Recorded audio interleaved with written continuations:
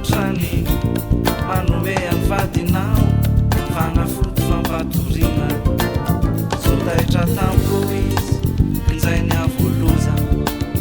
hotratrany amin'ny fodiombia manao lalapoza firiny amin'ny pasioa ovinono ovitainy vizasy anao lay fanafika fony isan'andro no tena tsy tantonisay malala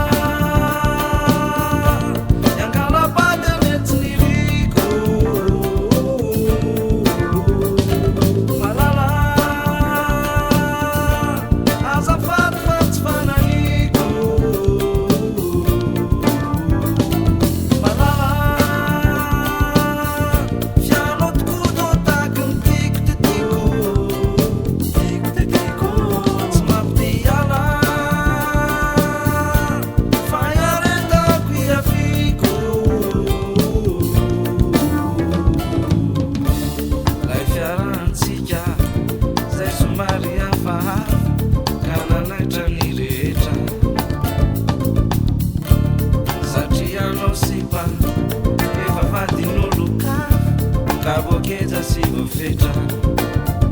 ifakatitentsika roa saingy norarana faniatsika to filana tsy voatana nifosatsika eny avoko ny ray tanàna satria aminao efa manambatolo dia be vita soratra ara-dalàna